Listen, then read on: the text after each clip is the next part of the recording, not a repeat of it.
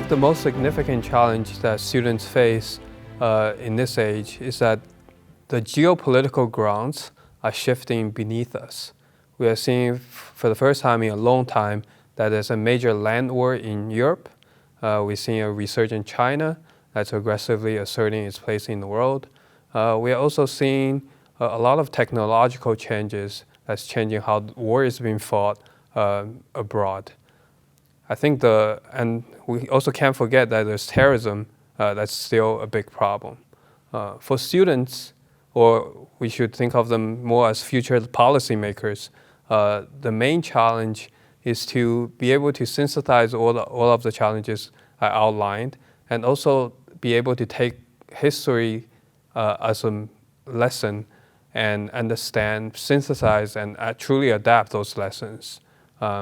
That's a tall order for anybody, but based on the promise I've seen in the students have encountered here in the program, I'm sure they can meet the challenge.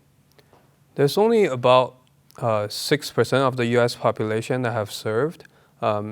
Most of the new military recruits join the military because they know someone in their family who has served. As the population of veterans in the U.S. Start to decline, the opportunities for young people to meet other people with service history is declining. And that means the military also have a hard time reaching out to the younger generation. This program really gives an opportunity for us who have served in the military to give the students an unvarnished view of what military service is like, both in its opportunities and challenges.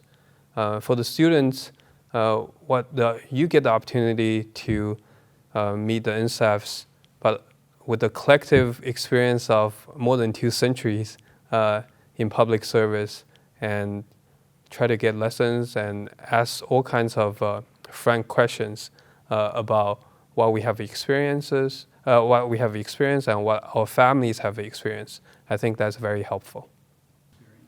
Sure, what I really hope to impart to the students is for you to see both the strength and diversity of our military and public service corps. I think one of the most heartwarming moments during this program is one of the students shared to me that my personal experience going from an immigrant, the son of a political refugee, to becoming a naval officer really fundamentally changed her view on what military service is about. It was a truly humbling moment, and also made me realize how important it is to have that deep dialogue between the younger generation and people who have served in government and military for a long time. As far as my favorite part, it's so difficult to choose. There's so many things I like about Stanford and Hoover.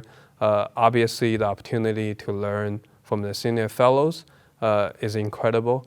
The opportunity to immerse in the cutting edge research in AI, robotics, synthetic biology on the Stanford campus is incredible. And the opportunities to just have deep, frank conversation with other fellows as well as students is something that I did not expect, but fully welcome once I got here.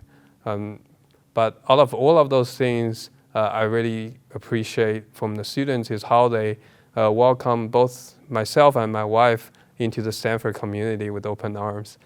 We got invited to sporting events, different seminars, as well as just get-togethers on and off campus.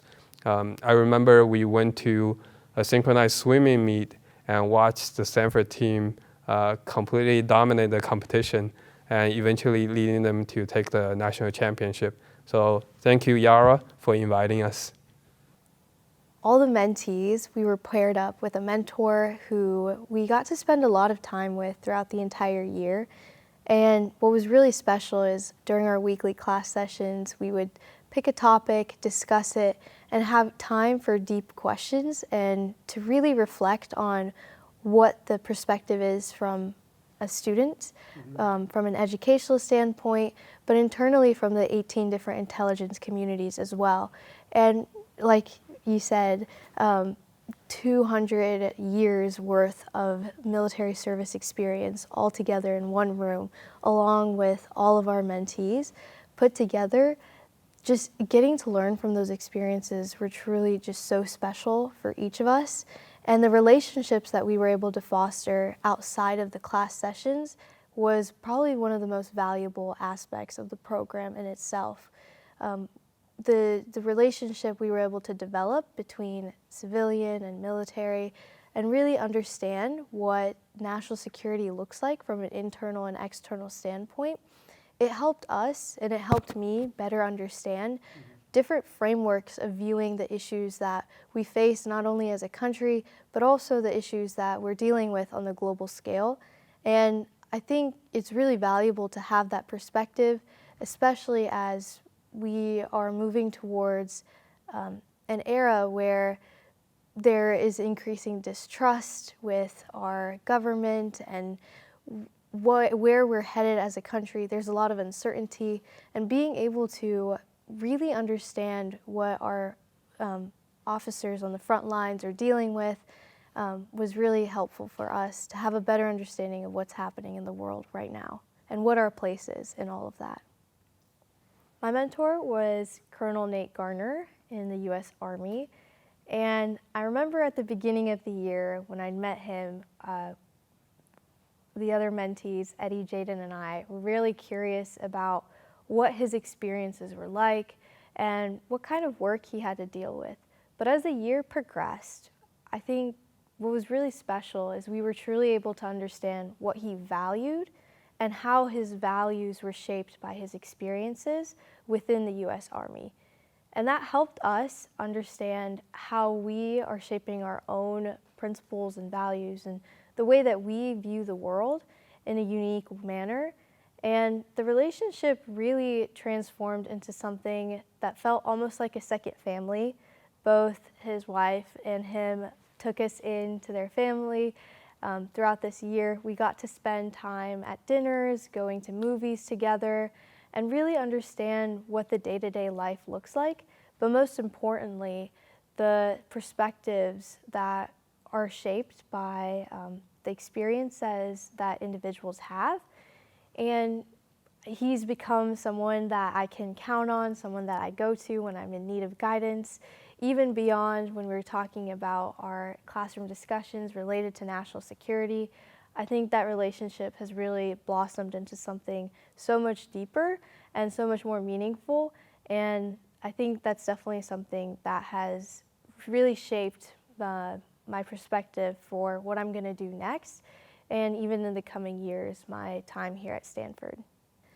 I think something that Colonel Garner has really taught me is to always ask how and why rather than just who and what.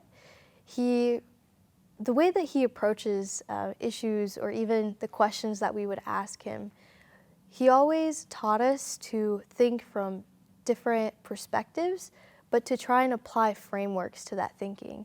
And in that manner, it really helped us with understanding how to come up with solutions for a problem or how to even get closer to a solution.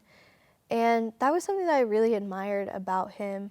And even in the stories that he told us, there was so much meaning and compassion ingrained within them. It really taught us to reflect more on what he was sharing, but also even in the other story time sessions that we had during class. I think that part of being able to question a system or being able to ask questions when it's hard was something that was really valuable, and even to understand how personal ethics matter, but also there's an organizational responsibility that people have, was something that was really valuable. I think one of the most surprising things or unexpected things that I learned was that even as NSAF mentors, even in your careers, there have been times when you've made a mistake, But the most important aspect of that has been how you took that mistake and were able to move forward from it, and how you were able to leverage the lessons that you learned from those experiences into making even better decisions going forward. And the most valuable aspect of that has been learning from Mr. Gardner and everyone else about how important it is to give yourself grace, but also to recognize that you have a responsibility to the work that you're doing, and it's your job to continue progressing and growing in whatever that is. And part of that involves embracing failures and times when you're not certain what you're doing, or if what you are doing or where you are at is the right place to be or the right thing to do. Throughout this year, I've had an immense amount of takeaways and lessons that I've learned through this program and through our relationship with Colonel Gardner and the other NSAF mentors as well.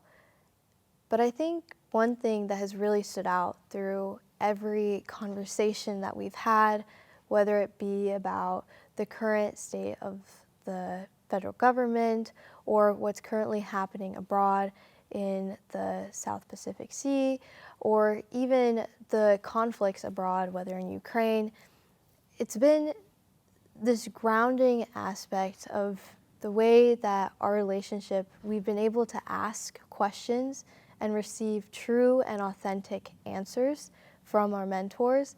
It's really allowed me to understand that the conflicts are not so far or distant from where we are. I think a lot of times we consider students and even civilians to be very distant from the issues that the country is dealing with, but in fact we are impacted by them every day and in unexpected ways.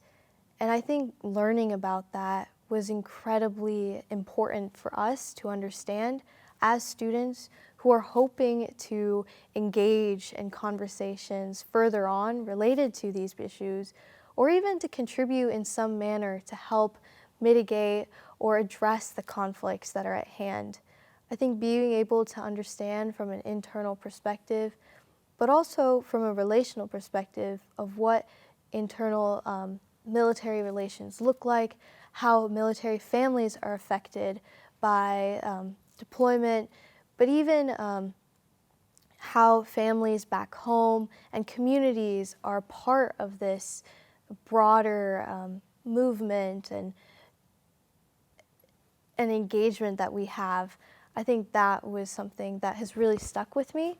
And even as I go forward through this program, I think that perspective and that way of thinking is going to stay with me for a very long time. This program has certainly left a lasting impression on me. Even outside of the classroom, it's really given me a perspective on what I would be interested in, but most importantly, what my role could be in national security and how I, as a student, could help contribute to the broader mission. But it's also allowed me to have meaningful conversations with the other students in my life, my family members, my community members, and really even help them understand that the things that we see on the media are a lot more intricate than they may seem from a third-party perspective. It's allowed me to understand that I, as an individual, have a responsibility, and there are certain things that I can do to help contribute to making even our nation just slightly better. And it starts with those conversations at the local level. And I think that was something that was really impactful for me personally. And even as I think about what I'm going to be doing next, this program has allowed me to find new opportunities as I'm going to be this summer in Alabama, working with the Air Force University's Accelerator and a former NSAF fellow as well. I think truly to understand the impact that this mentorship program has had, you have to look beyond just what we have learned firsthand about national security, but most importantly, what we've learned about ourselves, from each other, the different perspectives that help contribute to what we're doing to address national security concerns, but also the different groups and communities that are all involved in this bigger picture. I think that has been really impactful. I think it was interesting to learn about how the decision-making process involves several layers of disagreement, deliberation, until a final decision is made. I think often people don't realize how important it is for those who are making a decision to understand all the stakeholders involved in the process. And I think sometimes people don't know that we're working towards deterrence and trying to prevent a conflict before it even happens. And part of that involves understanding what the different parties in the issue value. I think something that I thought was really interesting about the national security decision-making process was how important of a piece that value aspect plays, whether it is in terms of the different nations and what they want out of a conflict, or even what the United States would hope for, and how the different countries and players in the issue, what role they play within that.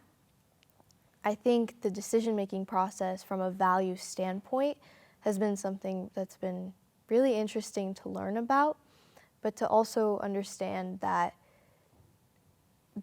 success when it comes to a decision can be made only when you truly understand what are the needs, wants, and the desires of the people that are involved and the actors at play.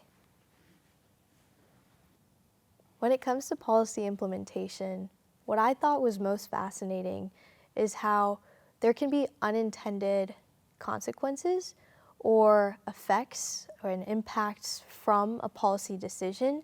And throughout the initial creation process, to have the foresight to think ahead of what potential issues or effects might be created as a result of a policy being implemented, that was really fascinating to me. To be able to think and question a policy framework and to ask, this is what we want to do, or this is what we want to accomplish, but what more could potentially happen as a result? And being able to think about that was truly unique, but also really important. And I think that's really helped me also understand that even outside of policies, when it comes to any kind of decision making and implementing it, we need to always be aware that there may be results that we are not intending or expecting, but then how do we move forward from those and how do we address those? I think before coming into this program, just based off my past conversations and work with veterans and what their experiences look like, I think I didn't truly understand how different the policy-making process, the legislative side, and the military affairs and implementation side truly were.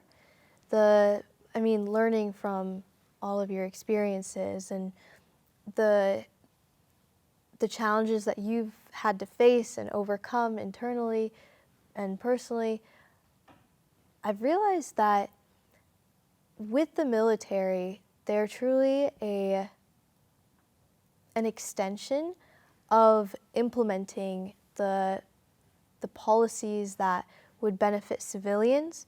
They're the ones who are in the front lines, who are protecting the civilians and their interests and the interests of the United States. But the interest of the United States means the interest of Americans and the American people. And sometimes it can be hard to understand that when we think of the interests of the United States, it means the day-to-day civilians who go to their jobs, who live in this nation, who are a part of the communities that we are all a part of. And our military officers and those who are in service are there to protect the interests and to prevent any harm that could be caused to these civilians. And I think that understanding the two distinct roles that are being played at hand, that has been really interesting to me. And it's helped us recognize that as civilians, we actually have a lot more authority than we may think over what decisions are being made, whether at the state or especially at the federal level, considering foreign policy. When it comes to leadership, it reminds me of this one class we had where we were discussing about whether a good leader is charismatic or not. And we had this conversation discussing how important it is to be personable and being able to be a good communicator, and whether or not that was the qualities of a good leader or decision maker. And I think what I realized from that conversation is that a big aspect of leadership is not only this communication piece, this ability to connect with people, but it's this ability to empower people to be able to make their own decisions in a way with guidance and the tools and the knowledge to be able to make decisions that are effective and ethical and even moral. And it reminds me of some of the stories that we've heard about ethical dilemmas, whether on the battlefield or even internally, the challenges that you face with leadership. But most importantly, I think taking away from those stories has been that to be a truly good leader, you have to be able to consider how your decisions affect other people. Through being in this mentorship program, I've realized that I'm really interested in national security, but even the innovation that's taking place related to even like the aerospace or aviation, and the different tools and resources that are really beneficial to military operations. And from that perspective, I think I wouldn't have considered it until being a part of this program and realizing how important personal relationships are within the intelligence communities, but also how important innovation is to accomplishing the goals that we have when it comes to national security. And so I think that that's really pushed me to continue to explore this area a lot more. I've started taking more classes related to aerospace, aviation, and innovation regarding national security, and even understanding what role different industries play in the types of decisions that we end up making in foreign policy. And I think going forward, I'm definitely going to be wanting to dive even deeper into this and explore this field from a new perspective of what it means to serve in the military and what it means as a civilian who is now more informed about these relationships and more informed about how these decisions are actually being made.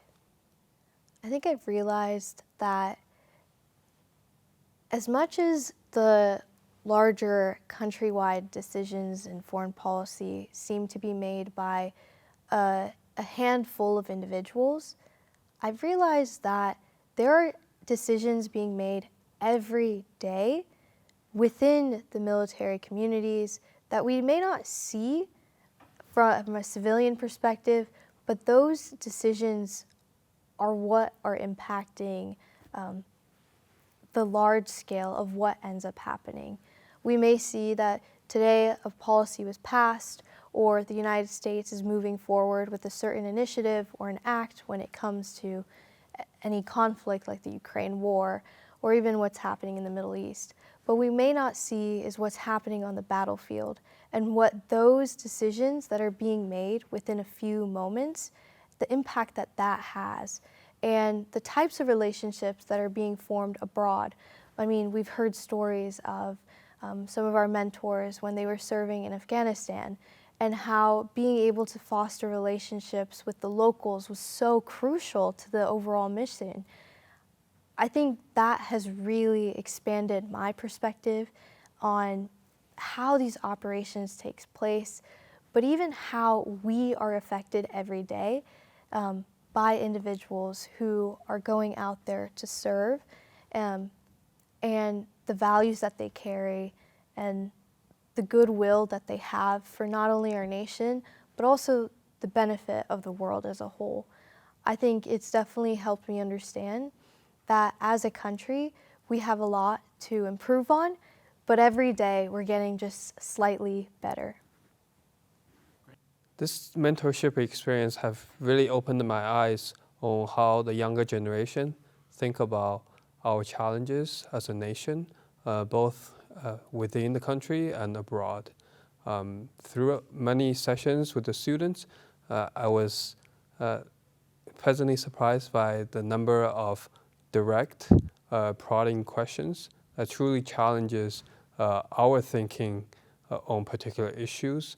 And the students also follow-up questions, and to make sure that we don't get away with just with hand-waving theories, but rather back up our answers with concrete facts.